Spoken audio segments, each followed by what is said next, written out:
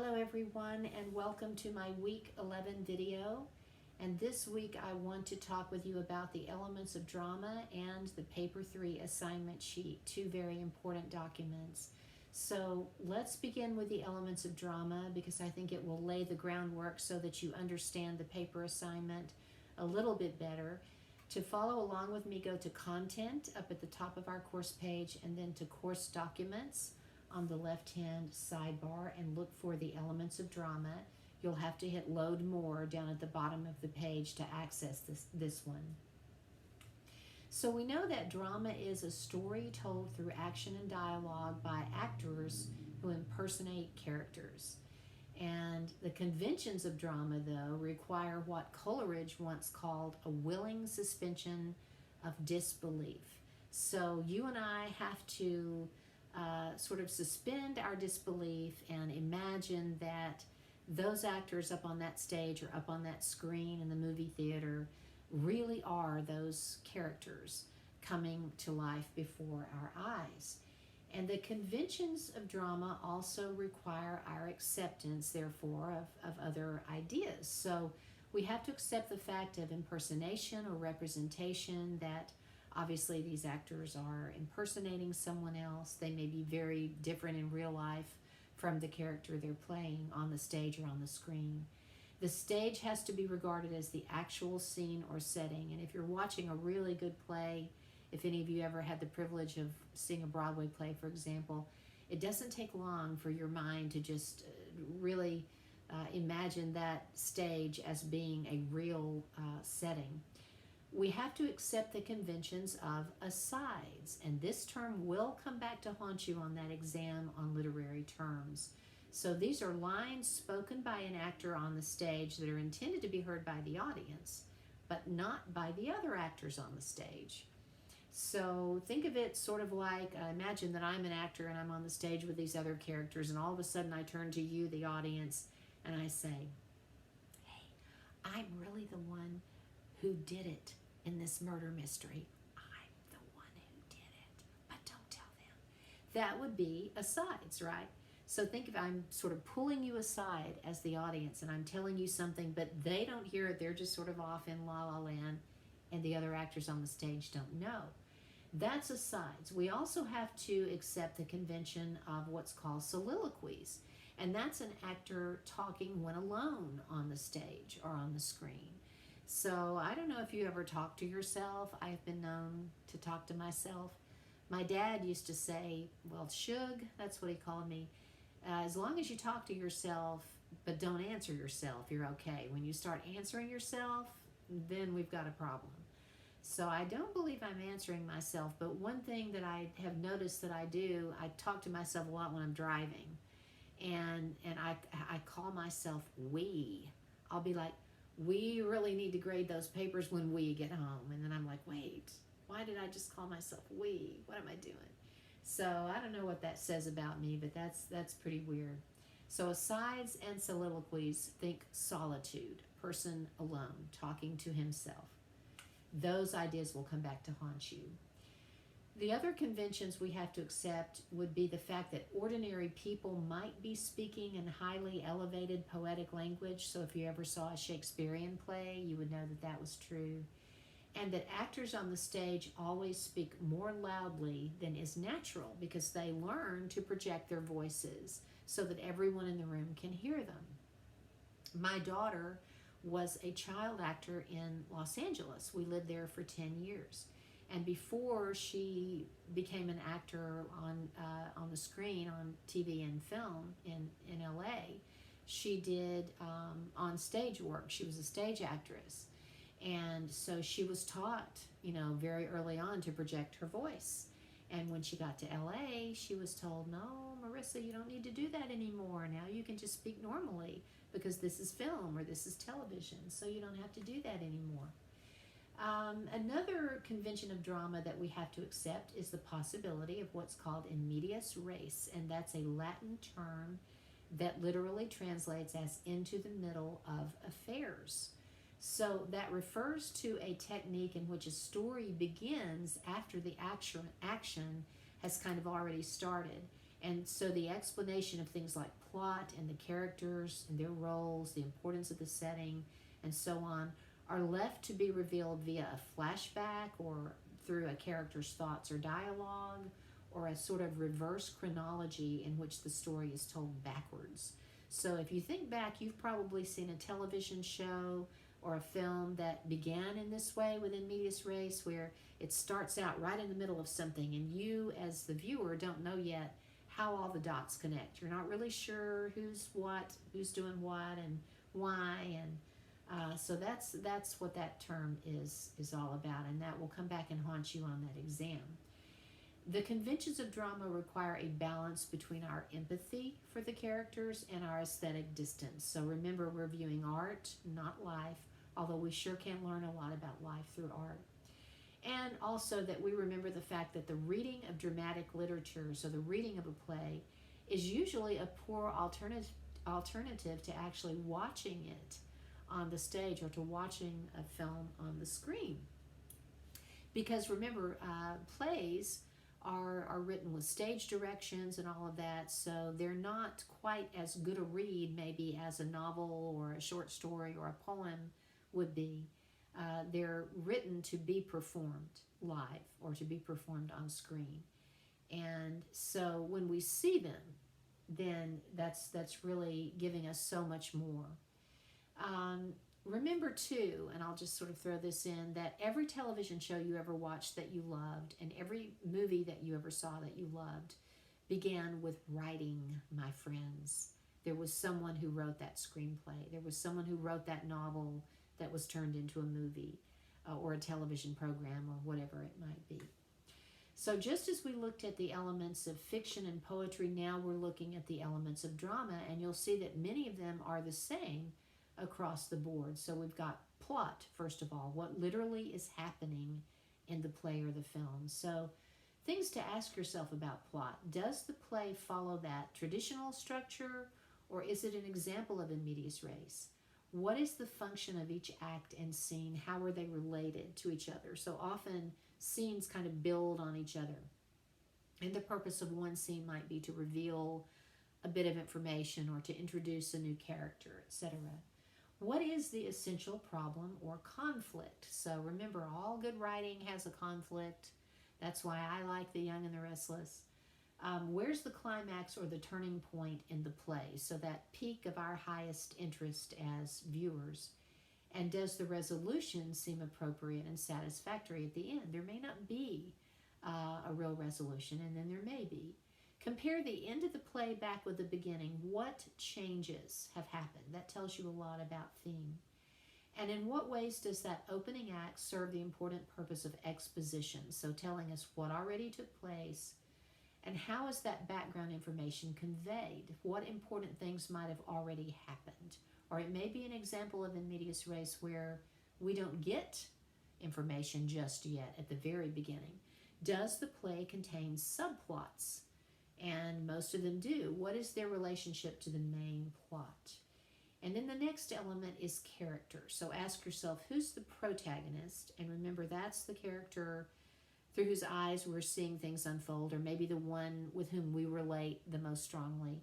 And then who's the antagonist? Who's the character who's sort of in conflict with the protagonist?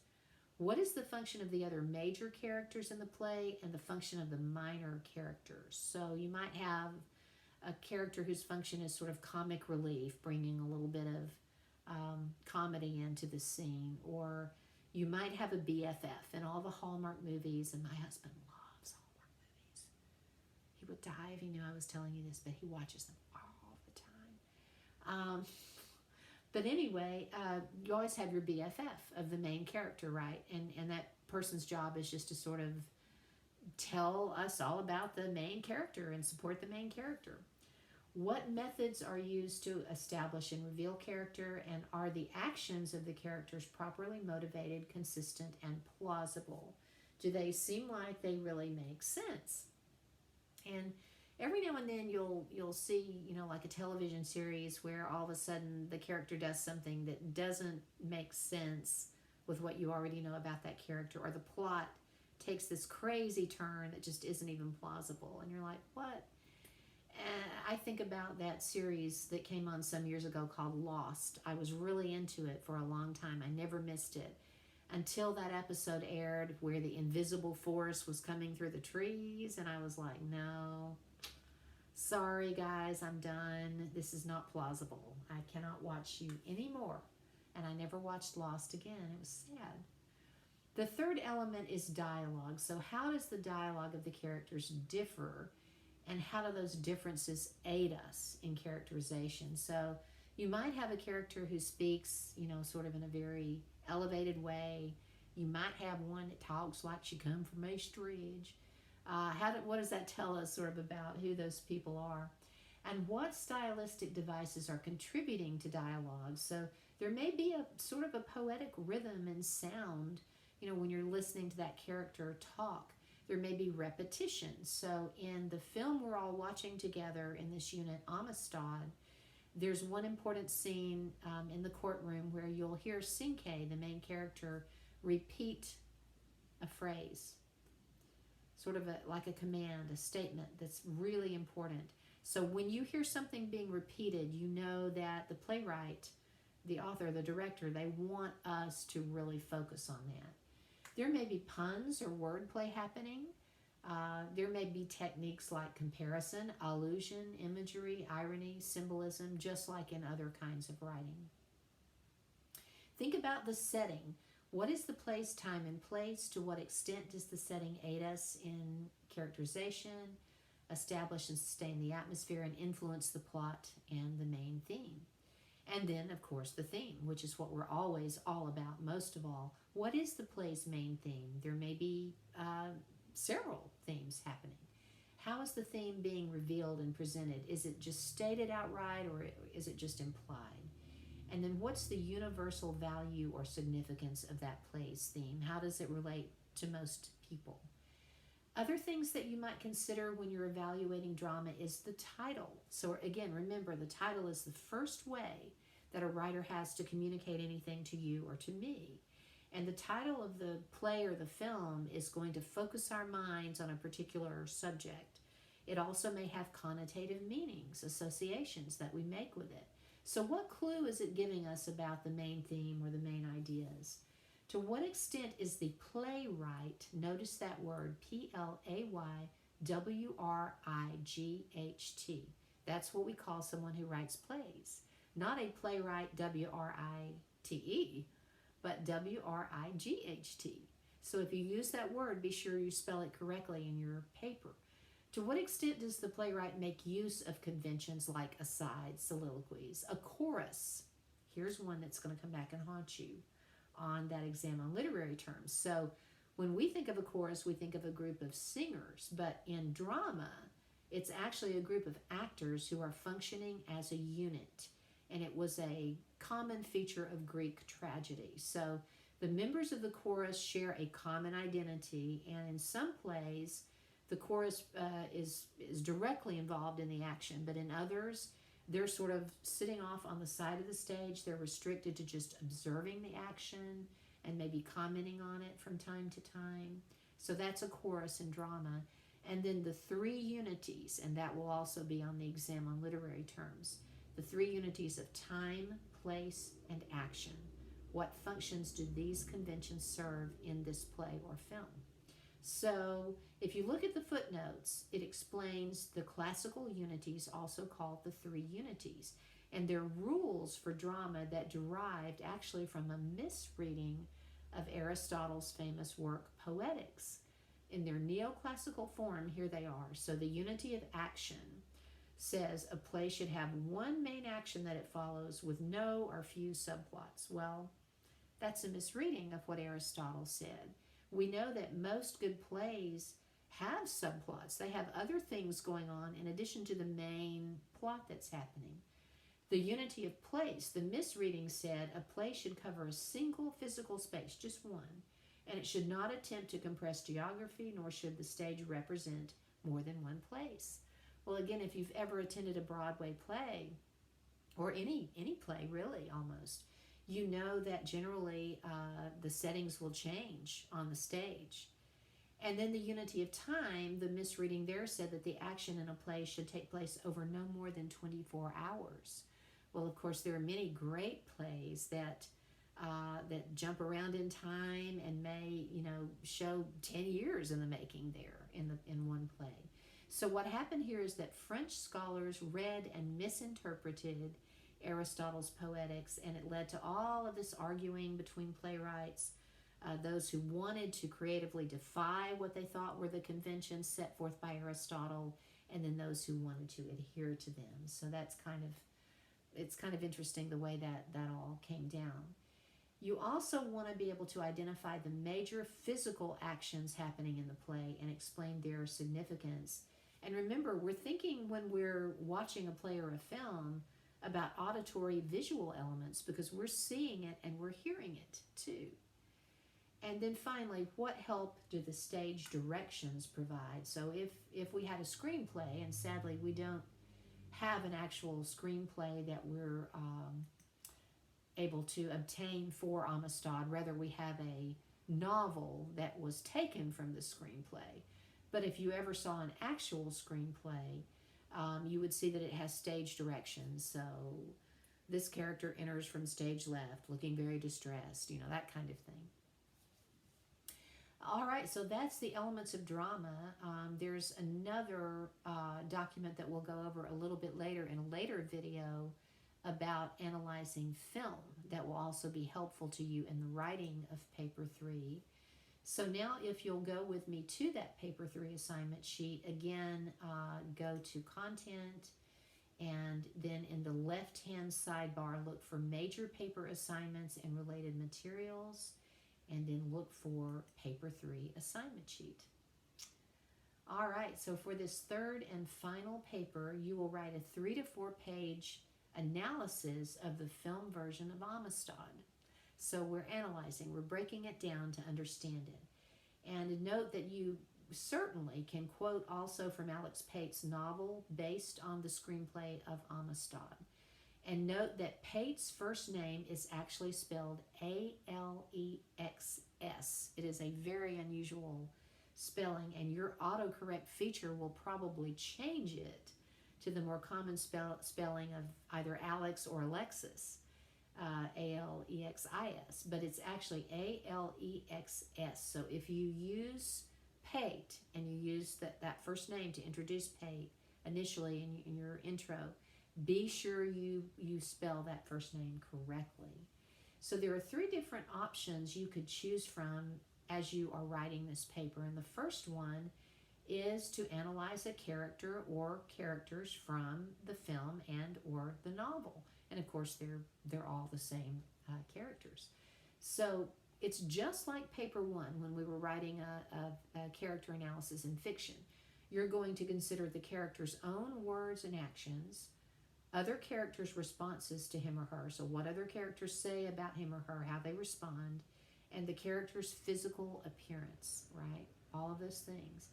And remember, character always connects to and reveals theme, which is our big overarching goal, to get to theme, always. So what do the critics have to say about their analysis of the character or characters that you're looking at, and how does the character reveal theme? So again, refer back to the elements of drama, that document we just looked at, and the how to analyze a film document that we'll be looking at in a future video to help you there. The second option is to carefully, thoughtfully analyze theme, the main one, and then maybe there might be another one, or there might be 2 or 3 in Amistad. So consider how all of the elements of drama are combining to reveal themes. So setting, plot, characterization, rising, falling action, dialogue, techniques like irony or allusion or anything that you're seeing, repetition. What do the critics have to say about their analysis of theme in this film? And again, you can refer to those 2 documents, and you can certainly quote from Pate also to cement ideas about the film. And then the third option is to compare and contrast Amistad with one other text we've read this semester, and it can be any text from our fiction or poetry units. So what similarities are they sharing? What differences are you noticing? You want to zero in on maybe some important commonalities or some striking differences. And remember to consider all of the elements of drama in film that we're looking at. Refer to those documents again that I mentioned here.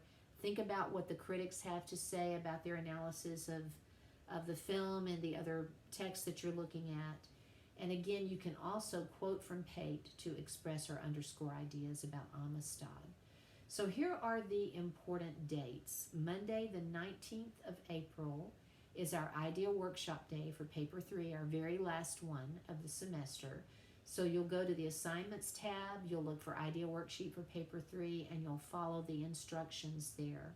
And you need to upload before 11:59 p.m. And this just sort of gets you thinking about how you're going to approach paper 3. You can certainly change your mind. You're never locked into the ideas from the idea workshops. But that's the first step. And then Wednesday, the 21st, will be the self-review day for paper 3. So remember, we had a rough draft peer review for paper 1. We had a pre-writing day for paper 2. Well, this self-review serves that same kind of purpose in paper 3. So before 11:59 p.m. on Wednesday, the 21st, you want to complete the self-review. And to find it, this time you'll go to discussions, and you'll look for the week 14 self-review for paper 3 discussion board. And what you will be prompted to do there is to look back at a past graded paper that I've commented on, and I'll unlock those papers so that you can go in and see them. And then the self-review sheet will ask you a series of questions and will prompt you to make corrections and to create a draft of paper 3 in an effort to avoid the errors that you might have committed on a previous paper. And remember, 10 points are deducted from your paper 3 grade if you do not submit that self-review draft. And then on Monday, the 26th, the final draft, the completed draft of paper 3 is due. So after you've completed the self-review, submit the final draft no later than 11:59 p.m. on Monday, the 26th. And remember the policy about major papers. 10 points are deducted from your paper grade for every calendar day it is late, including the day that it's due and weekends, and papers aren't accepted after 5 days. So the specifics, again, a minimum of at least 3 full pages. If it's less than that, points are deducted. Typed, double-spaced, Times New Roman 12-point font, standard margins. You will document your main source, so the film version of Amistad, also Pate's novel if you use that. And then obviously if you choose option 3, you'll document the other text with which you're comparing Amistad to. And then 2 additional sources that you need this time around. So this means you need to incorporate quotations, citing both within your paper, so after a quote in parentheses with the playwright's last name or the director's last name, so either Pate or Spielberg if you're quoting from the film.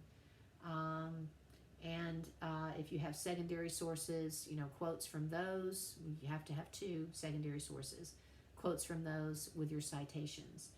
And then also a separate works cited page in MLA formatting. And if you don't have those things, your paper likely will not pass. So these 2 secondary sources, you can choose 2 different versions of a critical analysis from an expert on your chosen option, so character, theme, or a compare-contrast. You could also use the following: a credible interview with the film's author or director. So if you had a credible interview with Steven Spielberg, and they are out there about Amistad. Biographical information on the film's author or director, and or historical information regarding enslavement that connects to the film. So remember that Amistad is based on a true story, and so characters like Cinque and Roger Baldwin and of course President Adams all literally lived, they existed, and so you can find historical information about the real figures that you could use as a source in this paper. I've had students who have done that before, and it makes for really interesting papers. So you can locate these critical articles online through our library's databases. You can click on the Ask a Librarian tab and talk to a librarian in real time during normal business hours and ask for help. or through other credible means. So you can obviously use those secondary sources to support your ideas, or you could disagree with them as long as you can find evidence to support your claims as well. So your goal again is to write a careful analysis of one of those noted elements above as it relates to Amistad. You're attempting to explain how one of the following is working in the film to further our understanding of overall meaning, so character, theme, or a compare contrast of two works.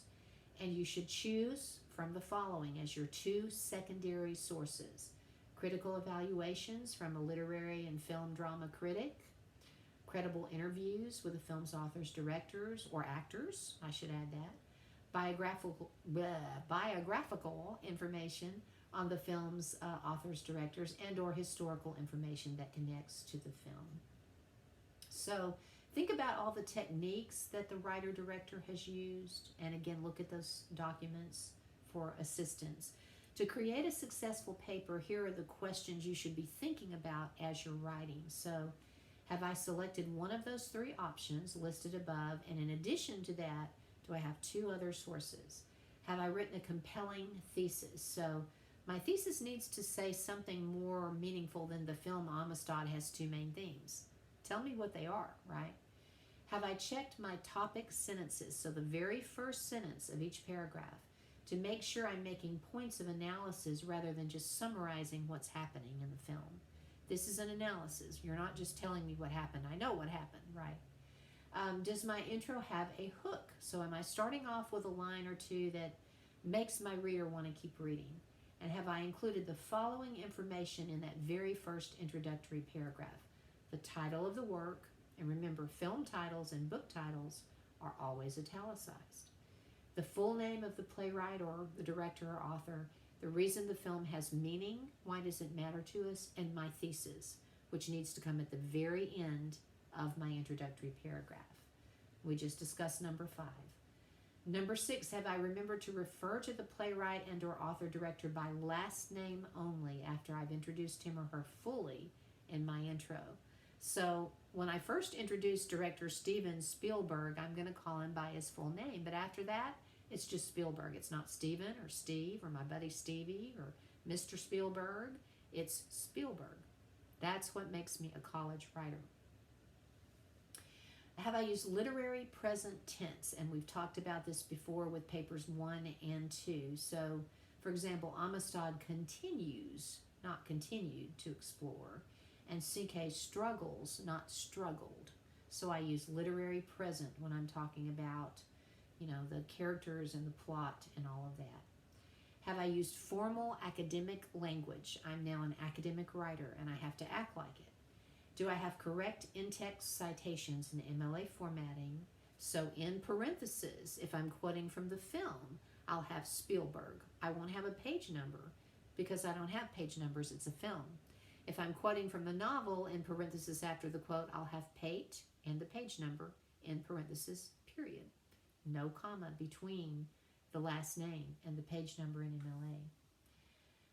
Do I have that separate works cited page? If I don't have in-text citations and quotes and that separate works cited page, my paper is probably not going to pass. Have I been careful not to plagiarize? Have I included quotes from the film and 2 other credible sources whose views I've chosen to explore? Have I incorporated them smoothly with a phrase of my own? So remember, if a quote appears all by itself as a sentence, I've dropped it and I'm going to get points deducted in my paper. So I have to have some writing of my own connected to that quote in the same sentence. Here's an example. Amistad further reveals its recurring theme of justice through Cinque's thought-provoking questions regarding the core principles of American values, quote, what kind of place is this where you almost mean what you say, where laws almost work? How can you live like that, end quote. And then in parentheses, Spielberg, and then my period. Now let me ask you this. What if that colon after the words American values became a period? My quote would then be dropped. Because if I have a period before my quote, then my quote appears all by itself as a sentence, unless I've included phrasing after it, which is more difficult to write and more awkward often. It's better if my phrasing happens before the quote. So I can use the colon method because my phrase just before that colon is a complete sentence. It's an independent clause. If my phrase before the quote was only a partial sentence, a dependent clause, then I would put a comma instead of a colon to incorporate the quote. Notice that, again, my period comes after my citation, after the last parenthesis mark. But notice I have a question mark after the sentence, how can you live like that? Question mark, end quote, just before the end quotation mark. So I never, ever put a period or a comma right there at the end of the quote. Ever. Never. But if my original quote ends in a question with a question mark or with an exclamation point, I do put that there inside the quotation marks. And my period, again, still goes at the end of my sentence, which now happens after my in-text citation. So remember those important rules of MLA. Do I have a fully developed intro, body, and conclusion? Have I at some point answered the question, so what, who cares? Why does Amistad matter? What does it teach us? Have I included an analysis of the film's language, rhythm, tone, style, if applicable, and any other important techniques that might relate to the option that I've chosen? And then I give you examples of a possible thesis and game plan using each of the three options that you can choose from. So the first one, a character analysis. In Steven Spielberg's moving film Amistad, the character of Cinque represents the courage and determination of a man who values freedom over all else. Through a careful analysis of Cinque's words and actions, along with other characters' reactions to him, one may see the way in which he reveals the director's overarching theme of the inner struggle between a justifiable need for self-defense and the resulting moral consequences such action may cause for others. Decades later, this character continues to allow audiences to relate to him in a genuinely sensitive manner. So we're looking at what Cinque says, what he does, how other characters respond back to him. And this writer is arguing that Cinque reveals the theme of this inner struggle between defending oneself, justifiably so, and then later on thinking about the moral consequences of that, the fact that people died, right? And if you notice when you're watching the film, Cinque has a difficult time accepting himself as the hero that he truly is. He doesn't think of himself as a hero. He just thinks of himself sort of as an ordinary guy who just did ordinary things. And actually, he is truly a hero. So he has this inner struggle, trying to figure out, did I do the right thing? Am I really the person who should have led this uprising on this slave ship? So for this kind of thesis, you've got to consider his character. What do his words and dialogues tell us about who he is? How do his actions reveal his nature? What are the responses and reactions of other characters around him tell us about him? And you'll need to consider how he directly relates to and reveals the theme. So what consequences happen when he chooses to lead the uprising aboard the ship? And when he later rises up inside the American prison? And think about what would have happened had he not done those things. History would have been very different. Are his actions justified? How does this inner conflict and choice sort of reveal who he becomes and how he changes? So the second option, which is focused on theme, I offer you this possible thesis. Director Steven Spielberg explores several interlocking themes in his iconic film version of the novel by the same title, Amistad. Among them, the jarring truth of human enslavement, the pain of its consequences, and the trauma of racial prejudice. Each of these themes reveals a raw, emotionally gripping drama that continues to reach audiences around the globe. So, if you're trying to create a paper from that kind of core thesis, you need to show us through quotes from both the film and the words of the other two sources you're choosing to focus on, and or the novel, how the themes are playing out through means of character setting, plot, rising, falling action, dialogue, anything else, right? What larger meanings and implications is this play and film setting forth regarding slavery, its wide-reaching consequences, and the effects of racial prejudice on the human psyche. So think about what this experience does to Cinque, to all of those who are enslaved with him, and to people like Jodson, and to people like Adams. And think about the consequences of slavery on the whites who believe in it, even, and how this sort of perpetuates this false mindset of superiority over someone else. And then the third option, which focuses on comparing Amistad with one other text that we might have read. While many are aware that slavery existed in our nation's history, some may still not grasp two important facts. One, the Atlantic slave trade was a brutal, horrific atrocity that victimized millions of innocent people with violence beyond imagination. And two, modern-day human beings are often enslaved in a different but equally life-altering way through the powerful force of peer pressure. Through a thoughtful comparison of the film version of director Steven Spielberg's Amistad and the poem Barbie Doll by Marge Piercy, one may see that both works set forth a common theme. The beliefs and values, or lack thereof, presented by a society in power can enslave masses of people, whether physically or mentally. So this is a really cool paper that a past student wrote comparing Amistad to Barbie Doll and ideas of enslavement there. So in Amistad, people are obviously literally physically enslaved. But in Barbie Doll, the girl child is mentally enslaved by the peer pressure of her classmates who bully her, right? So to write a compelling essay from that sort of a game plan, you've got to forge a relationship between these two works. So you want to look for really important commonalities and striking differences, either or both, if you find them. So first you should indicate the similarities and be specific. What do the characters' actions, words, and reactions share in common? What elements might make the plots of both works similar or different? What common themes bind them together? You should also demonstrate the differences. So how exactly, for example, do two texts from two vastly different time periods and parts of the world contrast from one another?